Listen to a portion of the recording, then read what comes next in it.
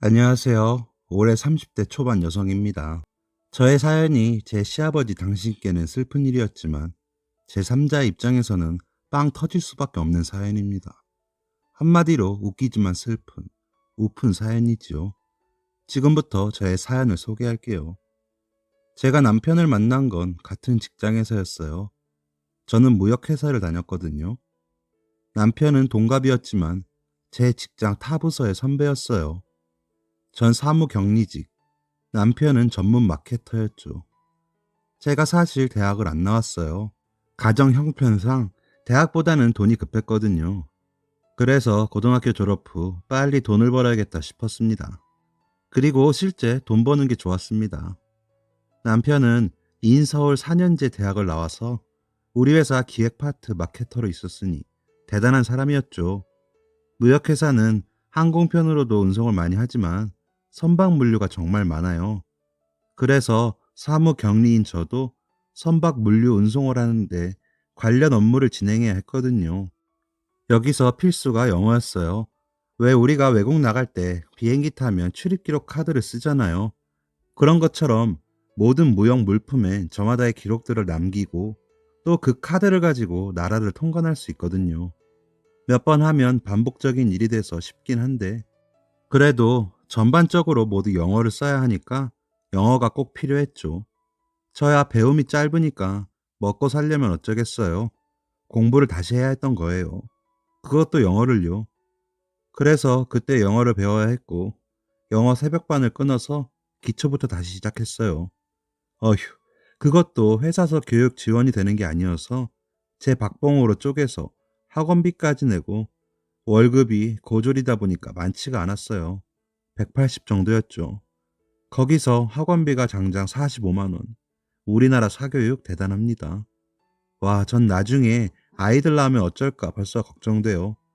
45만 원이 어디 그리 적은 돈인가요? 전 식대는 거의 포기하고 도시락을 싸서 회사를 다녔어요. 일주일에 식대가 채 5만 원을 넘지 않았죠. 반찬 2개로 돌려 싸서 다니는 거예요. 정말 지독하죠. 그렇게 식대를 아끼고 차비는 집이 가까웠으니까 그나마 다행으로 걸어 다녔거든요. 45만 원 학원비 내고 전화비 내고 엄마 용돈 드리고 나머지 120만 원을 꼬박꼬박 저금했어요. 제가 그때 경제관념을 확실히 익혔어요. 삶은 좀 공상맞았지만 그때 그렇게 모은 돈이 정말 꽤 됐거든요. 대학 나온 친구들도 놀랄 만큼 나중에 시집갈 때 현금으로만 1억 종잣돈을 모았었죠. 제가 고등학교 졸업하자마자 근 10년 근무하고 밤엔 알바도 뛰었거든요. 그러니 엄청 열심히 살았죠. 그래도 잠잘 시간 쪼개가며 배워야 하니까 몸은 엄청 피곤하고 그런데 묘하게 열의가 더 생기는 생동감이 들었습니다. 까막눈 할머니들이 나중에 한글 배우실 때 그렇게들 행복해 하시잖아요. 그 느낌을 알겠더라고요. 이래서 사람은 당사자가 되어보지 않으면 함부로 말하면 안 되나 봐요. 뒤늦게라도 공부를 다시 해보겠다는 각오를 갖는 것 자체가 대단한 사람이라는 것을 저는 영어 공부로 깨달았어요. 그렇게 반년 정도를 새벽 공부와 일을 병행하고 있을 무렵 지금의 남편과 연인이 되었죠. 어떻게 그렇게 되었냐고요? 그것도 영어가 맺어준 인연이에요.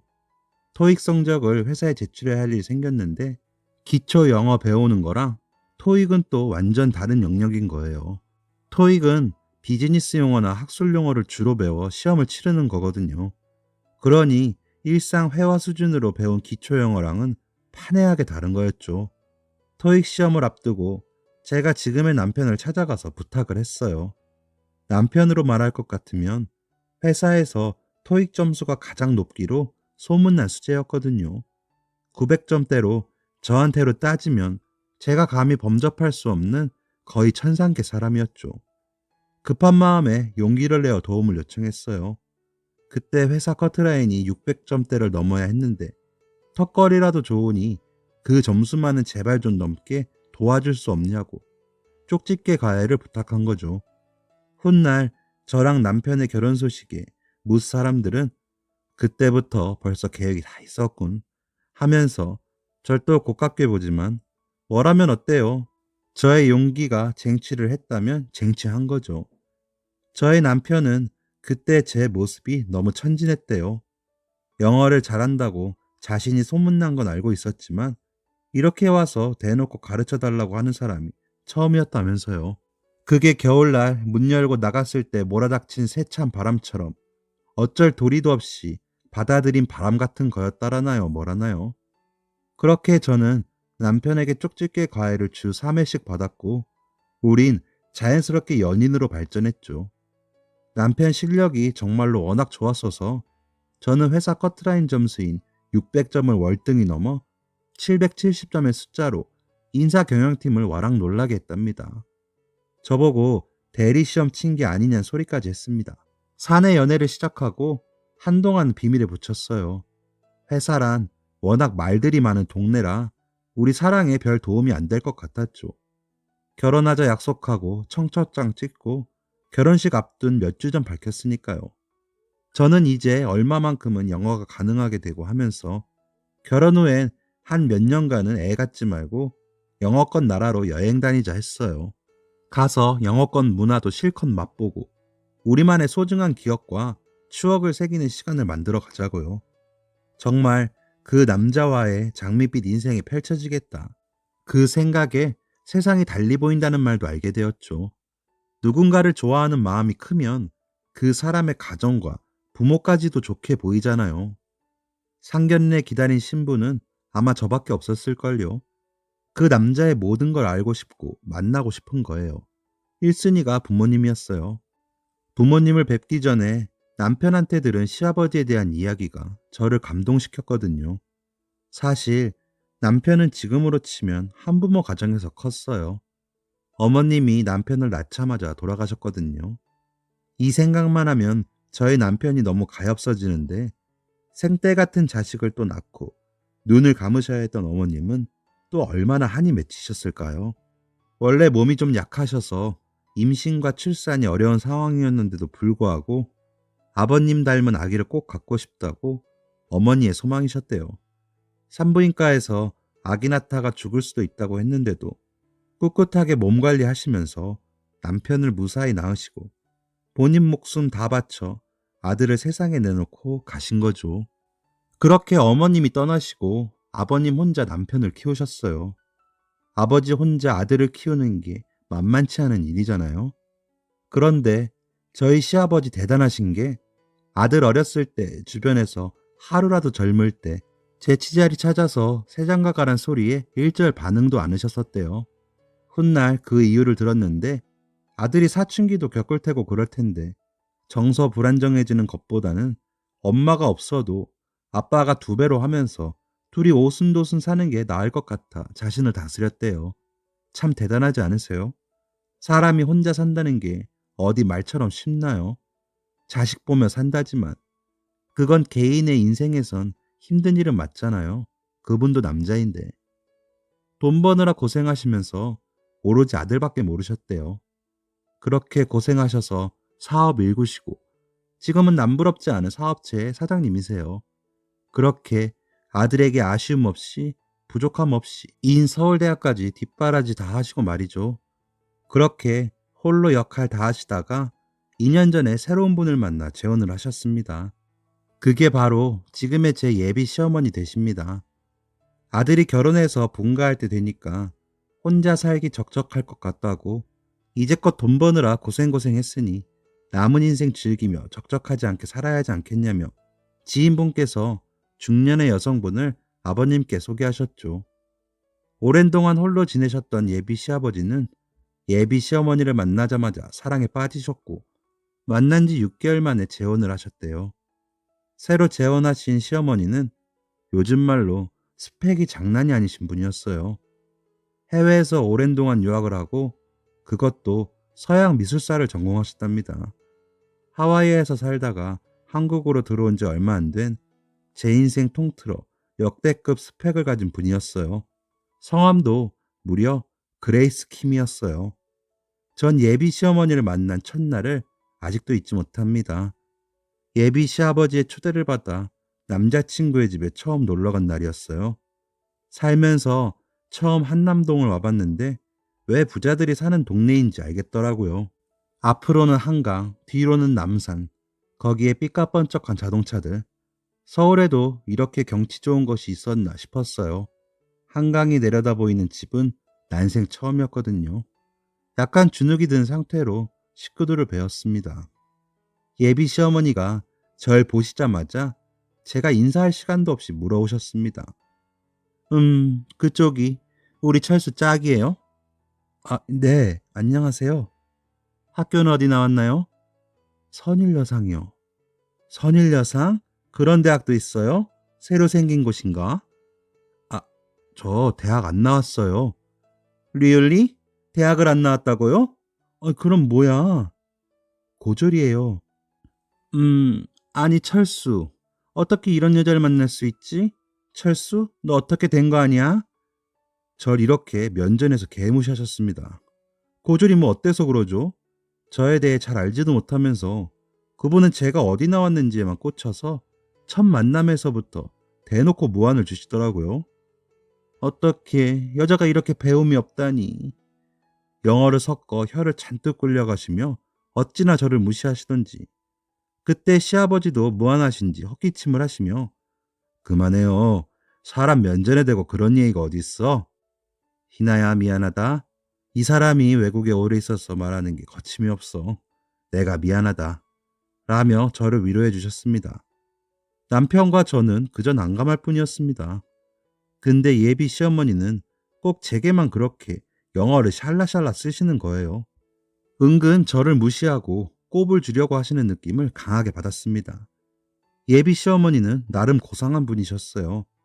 그 연세에도 네일 아트 샵을 다니시며 항상 손톱 발톱엔 화려한 매니큐어를 바르시고 집에서도 드레스를 입고 계셨으며 강아지랑 산책하는 것을 좋아하시고 아침은 항상 클래식 음악에 커피와 빵 한 조각이고 평생 다이어트를 하시며 쇼핑하는 거 좋아하고 미술관 가시는 게 취미인 분이셨습니다. 드라마에서나 봤을 법한 캐릭터였어요. 영어도 엄청 유창했습니다. 뭐 원어민이라고 느껴질 정도는 아니었지만 잘하셨어요. 미국 영화나 드라마는 자막 없이 보시고 할 정도였으니까요. 그 부분은 참 부러웠습니다. 그래서 예비 시어머니를 만나면 항상 기가 죽었습니다. 아니, 예비 시어머니가 항상 의도적으로 저의 기를 죽이는 것 같았어요. 그 알 수 없는 느낌이 있었어요. 너 이것도 몰라? 하는 느낌. 그래서 되도록이면 예비 시어머니와 단둘이 있게 되는 경우는 피하고 싶었습니다. 연애하는 동안 종종 남자친구의 집을 놀러 갔지만 예비 시아버지와 다르게 예비 시어머니는 저를 그닥 탐탁지 않아 하시는 것 같았어요. 남편은 항상 제 방패막이가 되어 예비 시어머니가 조금이라도 저를 무시하려는 것 같으면 모두 막아주곤 했습니다. 그리고 드디어 상견례 날이 잡혔습니다. 고급 한정식집을 예약해서 양가 부모님과 함께 만났지요. 요즘은 결혼도 실리적으로 하는 게 대세라 저희는 예물 예단 모두 생략하기로 했습니다. 남편이 부족함 없이 살기도 하니 예물이나 예단에 드릴 돈은 여행을 다니며 견문을 넓히자며 값진 곳에 쓰자고 했어요. 시아버님이 재혼을 하시면서 남편이 독립을 하는 바람에 웬만한 살림살이는 남편이 살던 집에 다 있었거든요. 그것도 다 새거로 고급진 제품들이었어요. 2년 전에 모두 구입했으니 새거나 다름없었지요. 아버님도 너희들만 행복하면 된다고 양가 예물 내단할 필요 없으니 사돈 대신에 친정어머님께도 잘 얘기해드리라고 했거든요. 저희 엄마도 물론 오케이 하셨죠. 그래서 제가 침대만 좋은 걸로 사가기로 했는데 사단은 예비 시어머니에게서 났습니다. 뭐? 예물을 안 한다고? 아니, 이게 어느 나라 법도야? 아니 세상에, 철수가 어디가 빠져서 땡전 한 번 안 해오는 여자랑 결혼을 한다는 거지? 하시며 펄펄 뛰셨습니다. 여보, 애들만 행복하면 됐지. 예물 내다니 뭐가 중요해요. 안 그래요? 아버님은 정말 우리의 편이었습니다. 그 부드러운 어조하며 품이 그 자체였죠. 그런 반면 예비 시어머니는 이런 아버님께 이렇게 말했습니다. 내가 당신 때문에 머리가 지끈지끈 돌겠어요. 여보, 자고로 결혼이란 일륜지 대사라 하잖아요. 한 집안에 세 사람이 오는 건데 우리 가문이 어떤 가문인지 상대 집안에서 해온 것들로 대변되는 것 아니겠어요? 그게 아주 합리적인 결혼이라고 생각하는데 어떠니, 희나? 네, 어머니. 그죠. 그럼 어머님은 뭐 받고 싶으세요? 나는 우리 남편의 손목이 너무 허전한 것 같아. 적당히 롤렉스 정도는 채워져 있으면 좋겠다라는 생각을 해보곤 해요. 네? 어머니, 그게 얼마짜린데요? 지금 희나한테 그걸 해오라는 거예요. 사정 잘 아시면서. 어머니, 롤렉스 시계가 갖고 싶으신 거세요? 예. 누가 들으면 내가 꼭 그걸 갖고 싶어서 너보고 사달라는 것 같잖니. 우리 가문을 대표하는 합리적인 예단. 잊지 마렴. 네. 어머니, 그건 1,000만 원, 2천만 원은 시계예요. 우리가 그리고 무슨 가문이 있어요? 그냥 소박히 사는 평민들인데. 너 고졸이랑 어울리더니 너까지 싸구려가 된 거니? 우리가 왜 가문이 없어? 아무나 이런 한강에 훤히 보이는 뷰에서 사는 줄 아니? 이게 바로 가문이야. 내가 새엄마가 됐고 내 스펙 정도면 있는 집 아니겠어? 응? 난 그렇게 생각하는데 안 그래? 네네. 그럼요, 어머니. 그리고 롤렉스 시계는 2개 다 커플로. 예? 네. 어휴, 롤렉스 시계 2개라니. 3천만 원 예단을 해오란 거잖아요. 전 뒷골이 당겨왔어요. 신랑은 옆에서 펄펄 뛰었죠. 저희 집 사정을 뻔히 아는 신랑이니까요. 너 하지 마. 어머니, 이 사람 그건 못해요. 아버지가 괜찮다 하시는데 왜 어머니가 그러세요? 남편은 자기 식구니까 이렇게 말할 수 있지만 전 아무런 내색을 할 수 없었죠. 시댁은 시댁인가 봐요. 그런 분위기 속에 일단락이 됐습니다. 그러던 어느 날 예비 시어머니와 내키진 않지만 쇼핑을 같이 가게 되었어요. 해가려던 침대 때문이었죠. 침대도 같이 보고 침구도 골라주시겠다며 굳이 저를 불러내어서 백화점을 가자시는 겁니다. 또 무슨 이야기를 하실지 불안했지만 어쩌겠어요. 나갔지요. 함께 백화점에 가서 이것저것 둘러보았습니다.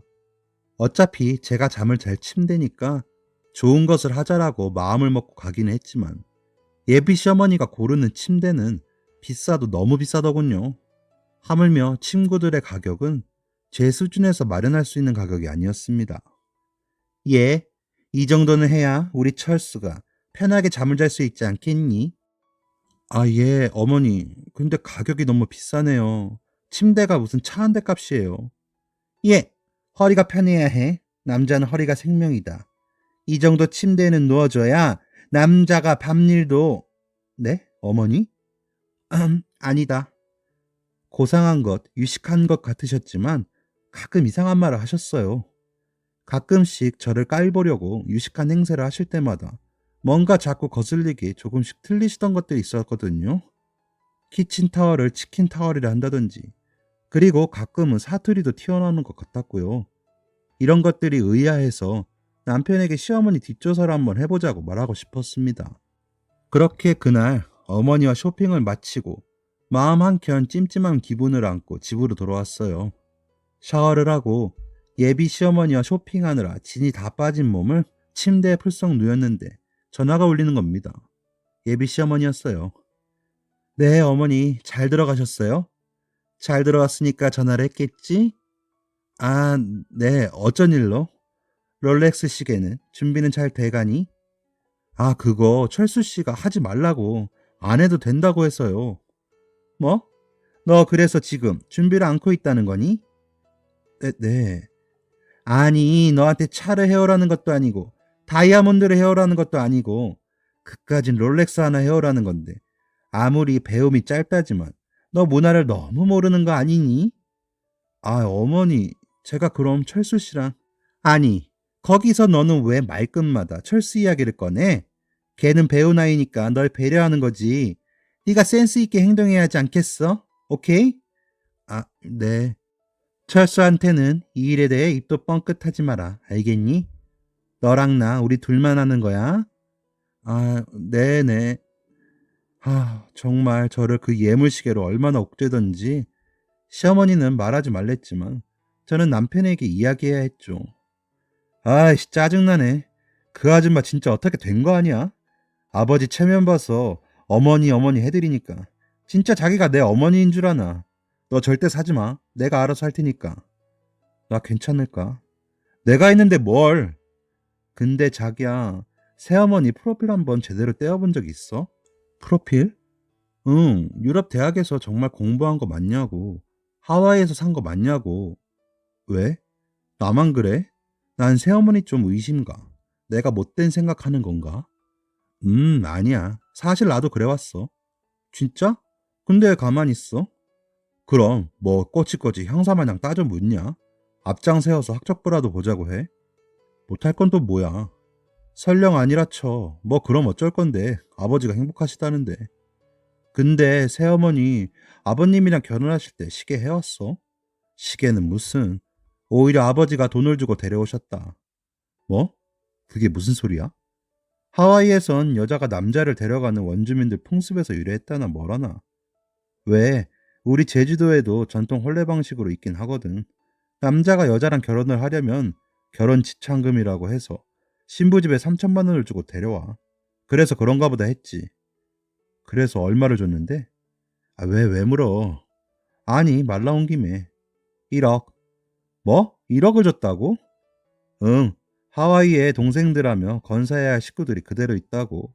그런 자기를 아버지가 데려가는 거니까 그 식구들은 어떻게 하냐고. 아니, 자기야, 말이 돼? 말이 안 돼도 내 삶이냐? 아버지 삶이지. 나도 아버지 재혼하시고 알았어. 돈을 주고 결혼을 하셨다는 걸. 그러니까 지금 자기도 돈을 주고 결혼을 했다라고 표현한 거네. 야, 됐고 롤렉스는 집어치우고 우리 신혼여행 가서 뭐 할까? 그렇게 남편은 아버지 인생은 아버지 인생이라며 예비 시어머니를 의심하는 제게 뒷조사를 한번 해보자는 말을 꺼낼 기회도 주지 않았습니다.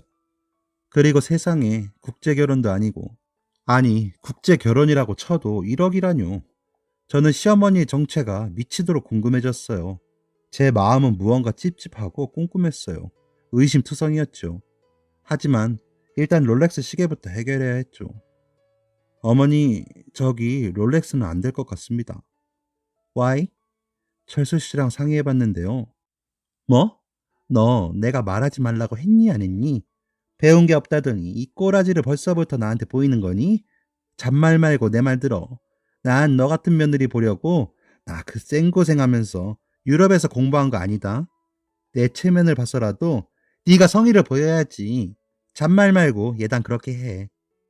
아휴, 정말 이분 왜 그렇게 고가의 시계를 원하고 있는 걸까요? 신랑은 이 얘기를 듣고 노발대발하며 급기야 예비 시어머니와 말다툼을 하게 되었어요. 아니 어머니, 지금 3천만 원짜리 예물 시계를 해오라는 속셈이 뭐세요? 어머 얘 봐. 고졸이랑 어울리더니 속셈이라니? 너 나 속물 취급하니? 지금 어머니 행태가 딱 그거잖아요. 막말로 어머니 자식도 아니면서 결혼 참에 한몫 뜯어내려는 거 아니세요? 뭐? 교양업계 그게 무슨 말이야? 지금 어디 어른들 앞에서 노상방뇨야? 여보, 나 희나가 너무 얄미워요. 나를 어떻게 시샘하든지. 아니, 내가 지보다 더 배웠다고 이러나 봐요. 우리가 시계 하나 상징으로 끝까지 롤렉스 하나씩 나눠 갖게 해달라는 게 뭐가 잘못됐어요? 철수, 너 어머니한테 사과해. 그게 무슨 버르장머리 없는 말이야? 내가 널 그렇게 키웠어? 아버지, 아버지 저 두 말 안 씁니다. 이 문제 더 거론 마세요. 그 와중에도 예비 시어머니, 고성방가를 노상방뇨라 말씀하신 게 제 귀에 쏙 들어와 박혔습니다. 그렇게 대판 뜬 이후 전 지옥이 시작됐습니다. 예비 시어머니는 절 더더욱 무시하기 시작했고 대놓고 미워했어요. 못 배웠으면 입이나 무거울 것이지. 아휴, 어디서 저런 천한 것을. 가끔씩 저를 만날 때마다 눈을 뱁새처럼 뜨고는 못 잡아먹어서 안달인 사람처럼 보였습니다. 시아버지께 결혼 무조건 안 된다며 자기는 철수의 행복을 위해서, 그리고 이런 집안에는 급이 맞는 며느리가 들어와야 한다고 생각한다며 이간질을 하기도 했답니다. 뭐 아버지는 눈 하나 깜짝하지 않으셨지만 말이에요. 너무 속상해서 이 모든 일을 친정엄마한테 얘기했더니 친정엄마가 노발대발 하시며 혼수 제대로 해가자고, 딸 인생에 한 번 있는 일 내가 어떻게든 대출을 받아서라도 네 혼수 제대로 해서 보내야겠다고. 예물이랑 예단 제대로 해서 무시받을 일 만들지 말라며 사돈 어른들 다시 뵙고 이야기 나누자고 하셨습니다. 그렇게 어이없게 두 번째 상견례 날이 됐습니다. 우리 집에선 혼수 이야기 다시 하고 결혼식 정리 다시 해서 계산 제대로 하자고 맞불을 놓을 작정이었죠.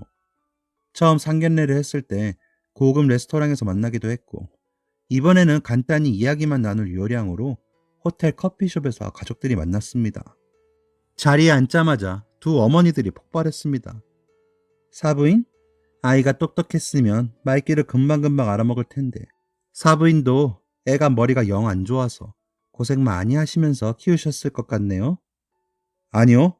저희 아이는 속 한번 썩이지 않고 잘 컸어요. 오히려 사부인이 유럽서 공부를 많이 하셨다고 해서 저희는 사부인이 깨어 계신 분인 줄 알았는데, 유럽 어디서, 대체 공부를 어디서 하셨길래 이렇게 얼토당토 않는 고집을 내세우시나 너무 궁금하네요. 저희 엄마에게 이런 모습이 있으셨다니. 아무래도 딸이 당하는 모습에 작정하신 것 같더라고요. 말을 한들 뭐 고조를 배출하는 그런 집에서 아시겠어요? 자격지심은 뭐 누구에게나 있는 거니까 배운 내가 참아야지. 안 그래요, 여보? 뭐. 난감한 표정으로 아버지가 헛기침 같은 웃음을 토해내시며 땀을 닦아내셨어요. 저희 아버님은 신기하게 새어머니 앞에서만 있으면 꿀먹은 벙어리가 돼요. 고졸고졸 하시는데, 그러면 사부인께서 지식인으로서 유럽의 서양 미술사 좀 한번 쭉 읊어주세요. 듣고 싶어요, 사부인. 네? 여기서요? 네, 어때요? 그렇게 오랫동안 유럽서 계셨으면? 그걸 무료로 지금 여기서 풀라고요? 왜요? 모르시는 건 아니죠? 어머, 이 사부인. 딸이 누굴 닮았나 했더니 엄마를 닮아서 그렇게 사람을 분간 못하고 막 들이대는구나. 경우가 없으시네, 정말. 뭐라고요, 사부인? 아, 죄송해요. 쏘리. 할 말 다 하고 얄밉게 사과 같지 않은 사과를 하시는 예비 시어머니께 저희 엄마는 슬슬 도끼가 오르시는 것 같았어요. 예비 시어머니는 저를 개 무시하다 못해 저희 친정엄마까지 대놓고 무시하셨으니까요. 친정엄마가 열이 받을 대로 받으셔서 일을 내실 것만 같았어요. 이러다간 상견례고 뭐고 결혼이 위태로워 보였죠. 이 결혼을 바로 엎어버릴 것 같아 보였죠. 사실 저도 그런 마음이 목구멍까지 차올라 있던 상태였어요. 두 남자들은 서로를 쳐다보며 난감해하고 있었습니다. 그때였습니다.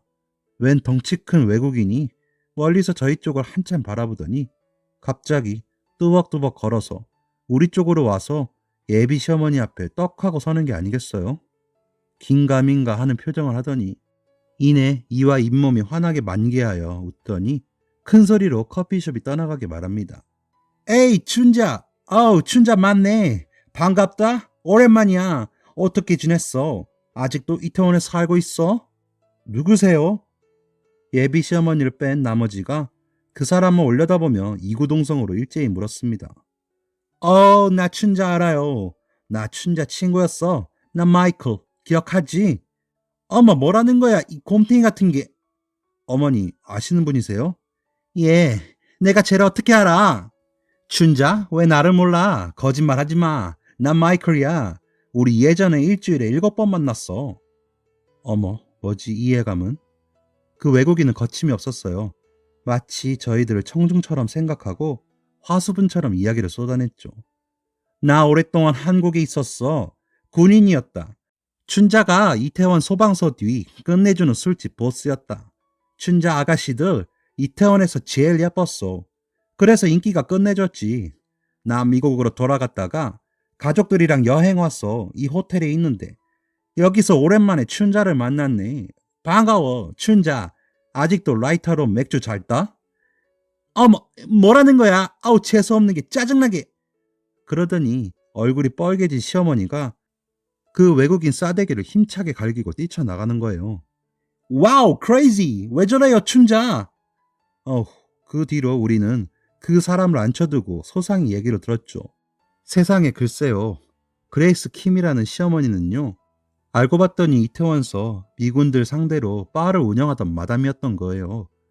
그 외국인이 이태원에 가서 예비 시어머니의 소식을 물었더니 돈 많은 할아버지 꼬셔서 결혼했다. 그래서 이 바닥 은퇴했다. 라는 소문만 있었다 하고요. 그게 우리 예비 시아버지였던 거죠. 춘자란 예명을 달고요. 그 외국인 말이 다 사실이었던 거죠. 그레이스 킴 같은 소리 하고 있었던 거죠. 그녀는 이태원의 마담 김춘자, 아가씨 40명을 거느린 화류의 늙은 여인이었습니다. 저희 아버지가 이태원 쪽 건물을 보러 다닌다는 사실을 알고 의도적으로 공인중개사를 통해서 접근을 한 거더라고요. 이름도 학력도 나이도 모두 가짜였어요. 저희 아버지 그 자리에서 충격 먹으시고 한동안 누워서 못 일어나셨습니다. 정말 돌아가시는 줄 알았습니다. 그래도 무슨 정이 남으셨는지 사정이 있을 거라며 찾겠다는 거예요. 이래서 남자가 한번 여자한테 정 주면 더 무서운 법인가 봐요. 저희 남편이랑 저랑 아버님 뜯어 말리느냐고. 저희 신랑 아버님 앞에서 눈물까지 흘렸어요. 제발 정신 차려달라고. 한동안 정신이 반쯤 나가 있는 시아버님 때문에 결혼식을 미뤄야 하나 어쩌나 했습니다. 그 덕분에 우리 결혼식까지 망칠 뻔했지요. 이름도 속이고 학력도 과거도 모두 속였던 시어머니는 그렇게 자신의 정체를 폭로하고만 마이클에게 싸대기 한 방을 날림으로써 모든 것을 인정한 꼴이 된 거죠. 개망신을 당하고 그 길로 야반도주 주랭랑을 쳤어요. 결국 결혼식 혼주석엔 마음을 조금 추스른 시아버님만 덩그러니 앉아 시어머니 없는 결혼식을 하게 되었고요. 아버님께서는 정신이 돌아오시기까지 꽤 걸렸지만 지금은 김춘자를 조금씩 잊어가고 있는 상태입니다. 아버님이 저는 안쓰럽더라고요. 그래도 의리가 있는 건지 사정이 있을 거라며 자기 여자라고 여기셨던 것 같아요. 전 신랑에게 아버님을 모시고 함께 살자 제안했고 신랑은 아버지가 좀 괜찮아질 때까지 보살펴 드리자며 저의 제안을 받아들여서 남편 본가로 들어가서 아버님이 적적하지 않게 함께 지내고 있습니다. 저희는 그렇게 크게 잘못될 뻔한 가정을 다시 바로잡으며 서로 위하고 살고 있습니다. 그리고 그 문제의 롤렉스 시계는 아버님께 해드렸어요. 생각해보니까 제가 지금의 남편을 헌신적으로 키워서 제게 보내주신 거잖아요. 그게 너무 감사한 거예요. 그래서 친정 엄마 몰래 제가 적금부터 해드렸죠. 그때 아버님은 한사코 마다하셨지만 지금은 잘 때도 그걸 끼고 주무신다고 해요. 며느리가 준 선물이라 너무 좋다고요. 본인 말씀으로는요. 결국 롤렉스 시계를 받은 주인공은 따로 있었고 은혜 받을 사람에게 돌아간 거죠. 저희는 김춘자 씨를 혼인빙자 사기죄로 고소해 놓은 상태이나 행방이 아직까지 묘연합니다. 이 자리를 빌어 김춘자 씨에게 한마디 하고 싶습니다. 남은 인생 선량하고 열심히 살아온 할아버지들 등치지 말고 곱게 늙어가길 바란다고요. 남의 눈에 눈물 나게 하면 자신의 눈에는 피눈물 나는 것을 알라고요. 사연 들어주셔서 감사합니다. 모두 건강하세요. 지금까지 사연 들어주셔서 감사합니다. 사연이 재밌으셨다면 구독과 좋아요를 눌러주세요. 감사합니다. 안녕히 계세요.